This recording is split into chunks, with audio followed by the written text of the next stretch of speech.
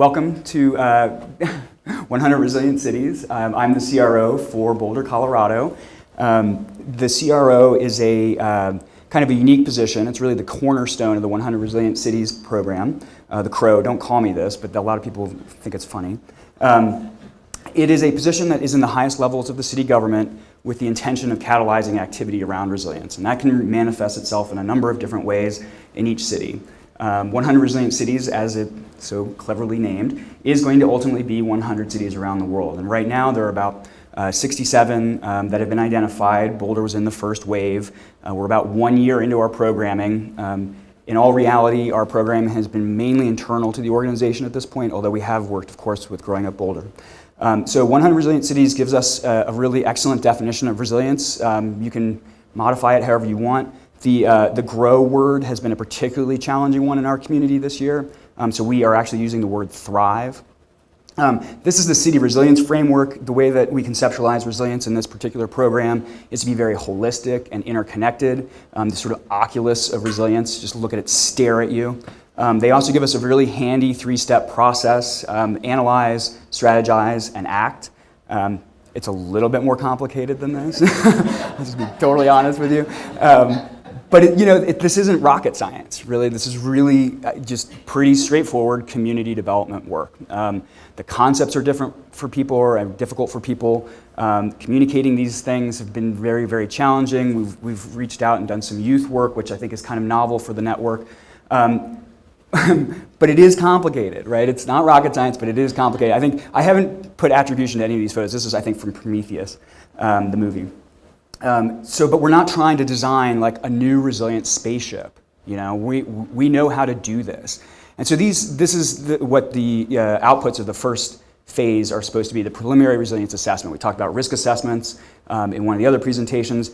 Really, how is Boulder doing? What are our resilience challenges? And then how do we design a program to address those?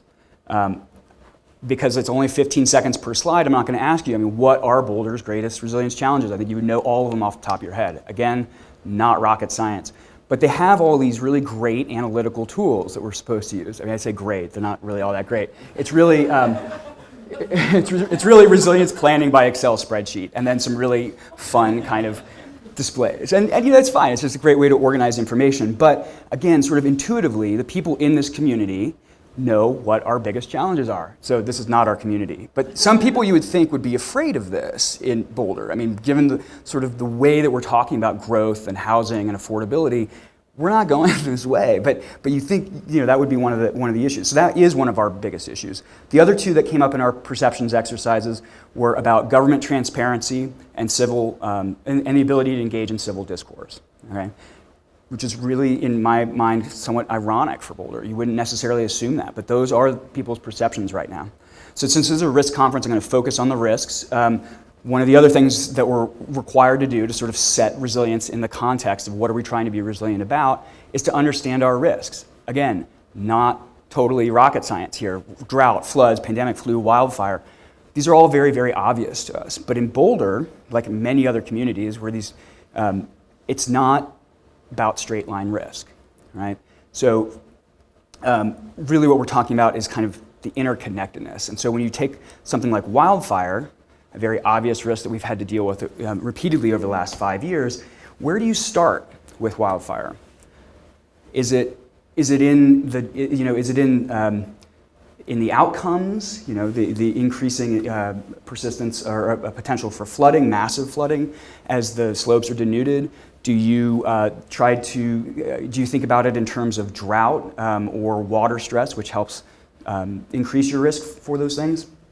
Or this little beast over here, the emerald ash borer. This is a major problem in our community. We're going to lose 20 to 30% of our urban canopy. But the point of this is, where do you start in a community like this, right? It's not sea level rise, it's not obvious. So you run these really fun workshops, everybody tries to make these connections. What's some of the more interesting ones, of course, are like the social components here. I've only been talking about the natural hazard risk, but it's really ultimately about the social components, the housing affordability. I'm down to my last slide. So I'll just wrap up and say really what it all comes down to, resilience in Boulder is really about networks and people. That's always going to be the case in every city you can imagine, Mexico City, Boulder. but I'm done.